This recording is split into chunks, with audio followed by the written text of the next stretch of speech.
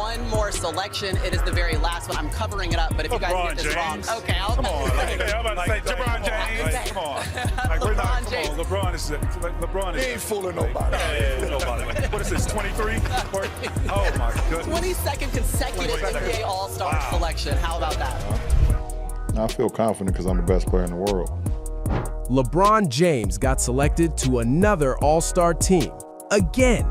And if you've been watching the NBA lately, you know exactly what that means. He's barely playing at an all-star level anymore, but somehow the NBA had to bend over backwards to make sure King James got his legacy nod. Meanwhile, guys who are putting in real work on the court, grinding every night, are getting completely snubbed. And to top it off, LeBron pulled out at the last minute with this mysterious injury that nobody believes. This isn't just disappointing, it's insulting. The All-Star selection is a complete farce, and LeBron is at the center of it. The NBA All-Star reserve list is out or whatever. Kawhi Leonard somehow, some way, is not going to be in the All-Star game, which is just mind-boggling. And of course, people are making the comparison that his numbers are way better than LeBron's. He's played in more games than LeBron, all those things. It's his home arena, the Intuit Dome. And somehow in Los Angeles, don't forget, Kawhi is from Los Angeles too. Riverside, to be exact. Exactly, right? And he's not going to be a part. No, he wasn't laughing, though. That's the problem with it. Let's be honest. LeBron shouldn't even be an All-Star this year. Not even close. But of course, he gets the nod because Adam Silver and the NBA have made it very clear LeBron James's name is more important than actual basketball performance. And then, of course, he pulls out of the game at the last second with some convenient injury. That's the ultimate win-win for him. He gets to keep his All-Star selection on his resume, brag about making another team, and never actually have to play a meaningful minute.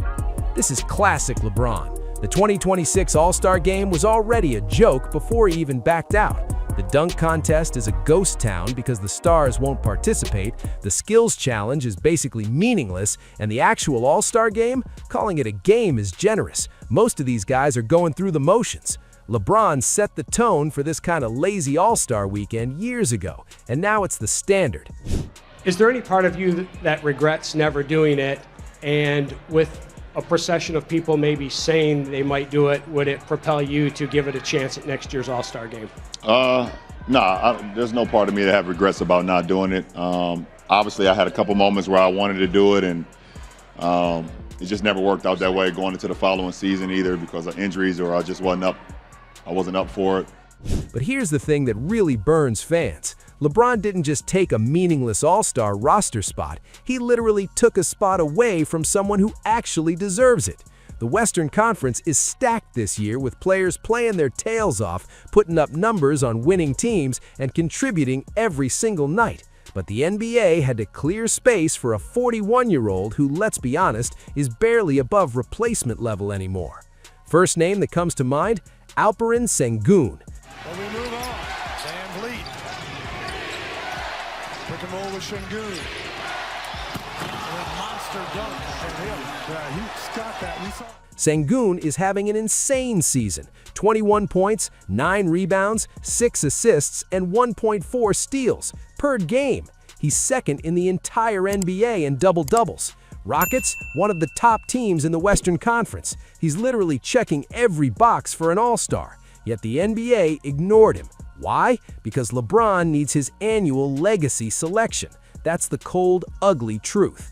Then there's Julius Randle over in Minnesota. Back out, guarded by Porzingis. Now Randle into the paint with the... Randle is quietly having one of the best seasons of his career. 22 points, 7 rebounds, 5 assists per game, and he hasn't missed a single game all year. Not one.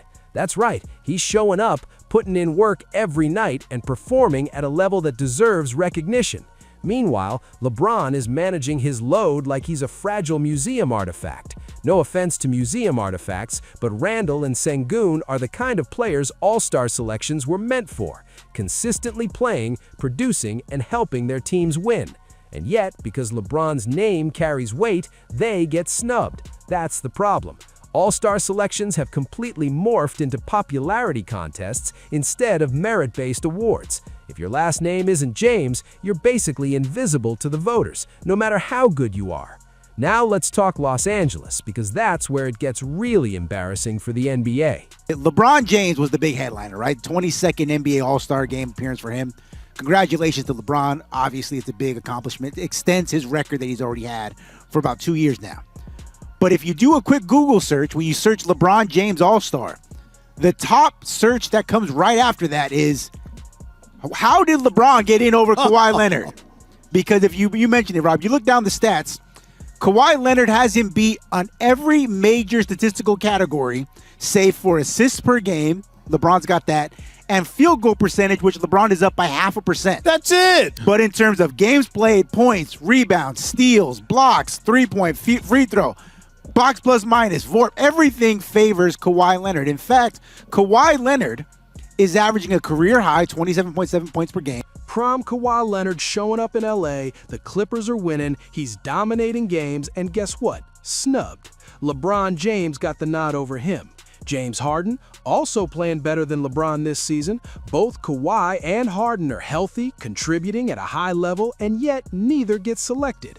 Why? Because they're not LeBron James, and that's the brutal reality. Check this stat. There are 23 players in the NBA averaging at least 22 points per game. 17 of them made the All-Star team. That leaves 6 who didn't. 5 of those 6 are in the Western Conference: Kawhi Leonard, Lauri Markkanen, James Harden, De'Aaron Fox, and Julius Randle. These are players performing at elite levels on competitive teams, playing night in and night out. And yet the NBA forced them aside to give a spot to LeBron, whose production this year doesn't even come close to matching theirs. LeBron's team is literally worse when he's on the floor. You want all-stars who actually make a difference? Look at the numbers for these snubbed guys. They're improving their teams. LeBron, not even close. Now, people love to compare LeBron's late career all-star selections to Michael Jordan's time with the Wizards. That argument? Complete nonsense. Let's pull up the numbers. Jordan, in 2002, age 38, pre-all-star break, 25.1 points, 6.2 rebounds, 5.2 assists, 1.4 steals per game. Wizards record 26-21. Jordan missed 1 game, plus minus over plus 3. Net rating plus 1.4. Jordan was making his team better even at 38. LeBron at 41 this season, minus 2.6 plus minus 2.1 net rating. His team performs worse when he's on the court. Jordan's only ceremonial All-Star selection was in 2003, his farewell tour. LeBron hasn't announced retirement and has no plans to. He's gaming the system, hinting this might be his last All-Star to get sympathy votes, collecting accolades while playing at a fraction of his former level. It shows an admission by him and the Lakers that he needs more time to ramp up, get into basketball shape, get into the right basketball conditioning that he is accustomed to. He's not there yet. And this year, his injury excuse is insulting. Reports say Adam Silver wasn't told until the last minute, so no replacement could be named. LeBron literally held a roster spot hostage, preventing a deserving player from getting recognized, then pulled out. Selfish doesn't even begin to cover it. Let's talk longevity, the argument LeBron fans always use. 23 years in the league sounds impressive until you realize the last several years have been him coasting, collecting checks and accolades without earning all-star level performance. He's like that old employee who's been at a company forever and keeps getting promoted just because he's been around, not because he's producing results. Michael Jordan knew when to walk away. Kobe knew. Every all-time great eventually leaves gracefully. LeBron, he's clinging to relevance, and the league is letting him do it. This 2026 All-Star selection is just the latest example. Merit doesn't matter, stats don't matter, impact on winning doesn't matter, protecting LeBron's legacy is all that matters. And the casualties are players like Sengun, Randle, Kawhi, and Harden. They're putting in the work every night and getting robbed. LeBron James got another undeserved undeserved All-Star selection, pulled out with a fake injury, and screwed over multiple players who actually earned it. The NBA's obsession with preserving his legacy has ruined what All-Star selections are supposed to mean. And let's be honest, he's not hurting for accolades. Every year, he's gaming the system, staying in the spotlight, collecting honors while actively lowering the quality of the All-Star game. This is not a player who respects the honor of being an All-Star. This is a player who wants his name on the list, no matter what. The advice is simple: retire. Preserve what's left of your legacy. Stop forcing the NBA to keep handing you accolades you don't deserve. Stop blocking deserving players from recognition. Every additional year he plays at this level makes him less of the player we all revered. Every undeserved All-Star selection cheapens the honor for everyone. Fans didn't vote him in, knowing that this could be the last one too. His own players and peers didn't vote him in. And the idea that the NBA took it, the fans and the players already spoke. It would have been easy not to have him this time because everybody else has spoken. The fans, we're all the LeBron fans. There's nothing but all these. LeBron's my GOAT. Dude, he got 1.5 million less votes, and Luka got 1.5 million more votes than he did when he was in Dallas. So they went somewhere, right, the votes, and they could have easily said, you know what? The people have spoken. His peers have spoken. We don't need to get involved in this, and yet they still did it, and I think it stinks. But LeBron won't retire because he's too obsessed with accumulating accolades and staying in the spotlight. He'd rather collect unearned All-Star selections and tank his team's performance than admit his time is up. That's not the behavior of someone who cares about the game or his legacy. That's the behavior of someone desperate to stay relevant regardless of the cost. The fake All-Star label isn't just about this year. It's about multiple recent years where LeBron has been selected based on his name instead of his play. It's about a pattern of the NBA protecting his legacy at the expense of more deserving players. It's about All-Star selections meaning less because everyone knows some guys are getting in on reputation alone.